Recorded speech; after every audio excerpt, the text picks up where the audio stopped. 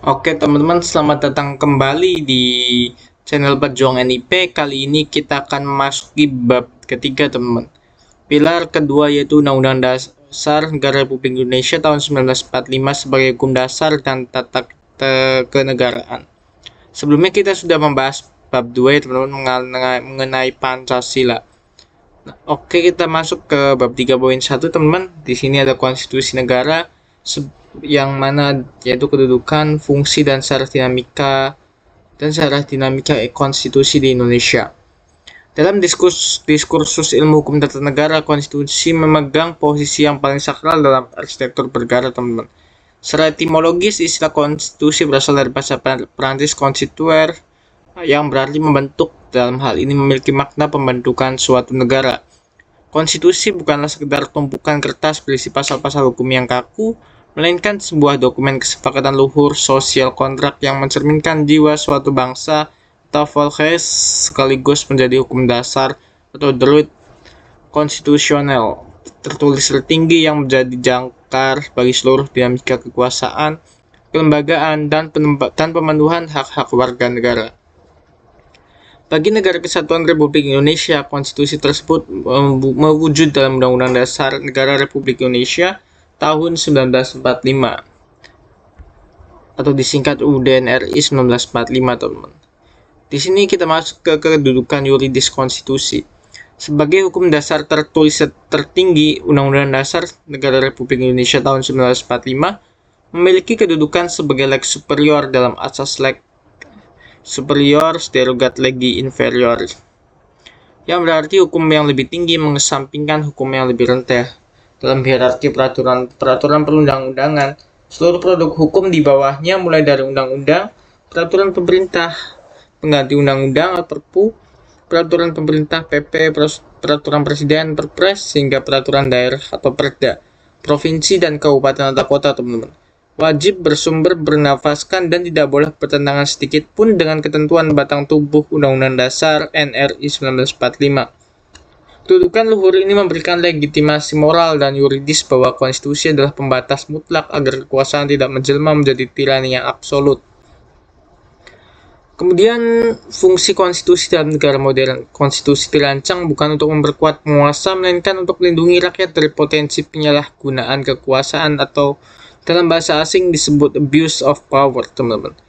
Dalam tradisi konstitusionalisme modern, Undang-Undang Dasar Negara Republik Indonesia tahun 1945 menjalankan fungsi-fungsi sebagai berikut, yaitu yang pertama sebagai pembatas kekuasaan atau limitation of power, yaitu membagi dan membatasi kekuasaan lembaga-lembaga negara agar tidak terjadi pemusatan kekuasaan pada satu tangan atau absolutisme, teman-teman. Yang kedua yaitu fungsi pengatur hubungan kekuasaan, yaitu mengatur bagaimana lembaga eksekutif, legislatif, dan yudisial berinteraksi secara seimbang melalui prinsip checks and balance. Yang ketiga yaitu fungsi penjamin hak asasi manusia atau disingkat HAM, memberikan jaminan perlindungan hukum yang kuat terhadap hak-hak sipil, politik, ekonomi, sosial, dan budaya setiap warga negara dari intervensi penguasa. Kemudian yang keempat, fungsi simbolik dan integrasi, yang mana menjadi lambang pemersatu bangsa, identitas nasional, dan pusat keagungan bersama, teman-teman. Next ke sejarah dinamika konstitusi di Indonesia ya teman-teman. Memahami dinamika konstitusi Indonesia memerlukan analisis historis yang jeli terhadap perubahan bentuk negara, sistem pemerintahan, dan konstelasi politik yang melatar belakanginya, teman-teman. Sejak proklamasi kemerdekaan hingga era reformasi, Indonesia telah melewati beberapa fase pergantian konstitusi yang sangat dinamis. Yang pertama itu periode pertama, yang mana itu Undang-Undang Dasar 1945 yang berlaku dari 18 Agustus 1945 sampai 27 Desember 1949. Yang mana dalam hal ini disahkan oleh PPKI pada tanggal 18 Agustus 1945. Konstitusi ini dirancang dalam suasana darurat perang dan keterbatasan waktu oleh BPUPKI, sehingga Soekarno sendiri menyebutnya sebagai konstitusi kilat atau revolutif Grondslag, yang nantinya harus disempurnakan jika negara telah aman. Sistem pemerintahan yang dianut secara tekstual adalah presidensial, teman-teman. namun dalam praksisnya berubah menjadi parlementer menyusul dikeluarkannya maklumat Wakil Presiden nomor 10 tanggal 16 Oktober 1945 dan maklumat pemerintah 14 November 1945 yang mengalihkan tanggung jawab kabinet dari Presiden kepada Perdana Menteri yang dahulu dijabat oleh Sultan Syahrir. Kemudian lanjut ke poin yang kedua, teman. Di periode kedua yaitu berlaku Konstitusi Republik Indonesia Serikat atau Konstitusi RIS yang mana berlaku dari tanggal 27 Desember 49 sampai 17 Agustus 1950. Sebagai konsekuensi dari kesepakatan Konferensi Meja Bundar KMB di Den Haag, Belanda, bentuk negara kesatuan berganti menjadi federasi atau serikat dan Undang-Undang Dasar 45 digantikan oleh Konstitusi RIS 1949, teman-teman. Sistem pemerintahan yang diterapkan adalah parlementer, semu atau kuasi parlementer, di mana Perdana Menteri memimpin kabinet, namun Presiden masih memegang beberapa kekuasaan eksekutif.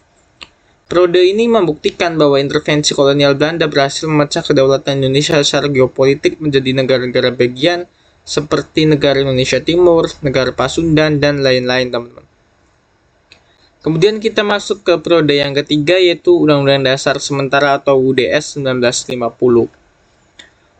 Oke, di sini UUDS 1950 berlaku dari tanggal 17 Agustus 50 sampai 5 Juli 59, teman-teman. Keinginan kuat dari rakyat di negara-negara bagian untuk kembali ke pangkuan negara kesatuan membuat konstitusi RIS runtuh dalam waktu singkat. Pada tanggal 17 Agustus 1950, Indonesia kembali menjadi negara kesatuan dengan konstitusi baru bernama UUDS 1950. Sistem pemerintahan yang diterapkan adalah parlementer murni, di mana kabinet sangat bergantung pada dukungan mayoritas parlemen atau DPR. Dampaknya terjadi ketidakstabilan politik yang luar biasa, teman-teman, ditandai dengan jatuh bangunnya kabinet dalam hitungan bulan. Dalam hal ini adalah kabinet Natsir, Sukiman, Wilopo, Ali Sastroamidjojo, Burhanuddin Harahap, dan kabinet Juanda, teman-teman, yang melumpuhkan jalannya pembangunan nasional. Oke, kita lanjut ke periode keempat ya, teman, yaitu kembali ke UUD 1945 via dekret presiden, yang mana mulai berlaku dari 5 Juli 59 sampai 19 Oktober 1999 ya, teman-teman. Dalam hal ini kegagalan lembaga konstituante yang dipilih melalui pemilu 1955 untuk menyusun konstitusi baru yang definitif, ditambah dengan situasi keamanan nasional yang terancam oleh berbagai pemberontakan daerah, seperti PRRI atau Permesta, mendorong Presiden Soekarno mengeluarkan dekret Presiden 5 Juli 59. Salah satu diktum utamanya adalah memberlakukan kembali UUD 1945 dan membubarkan UUDS 1950, teman-teman. Sayangnya dalam pelaksanaannya baik di era demokrasi terpimpin yang dimana di zaman Soekarno maupun era Orde Baru di zaman Soeharto terjadi deviasi atau penyimpangan massal terhadap jiwa Undang-Undang Dasar 1945. Pada masa Orde Baru, Undang-Undang Dasar 1945 disakralkan secara berlebihan, yaitu sebagai mitologisasi konstitusi melalui ketetapan MPR yang mempersulit amandemen, teman-teman. Sementara kekuasaan eksekutif presiden berjalan tanpa batas, tanpa kontrol, dan koruptif akibat multitafsir pasal-pasal dalam batang tubuh konstitusi yang terlalu fleksibel. Penyimpangan historis inilah yang memicu gerakan Reformasi 1998 untuk menuntut amandemen konstitusi secara total demi menyelamatkan demokrasi Indonesia, teman-teman. Oke, teman-teman, mungkin sekian saja pembahasan materi pendalaman materi pilar negara part kali ini. Jangan lupa untuk di like, komen, dan share, teman-teman. Semoga video yang kami buat bisa bermanfaat dan membantu teman-teman untuk lolos di CPNS, teman-teman. Sampai jumpa di part selanjutnya, teman-teman. Sekian, terima kasih.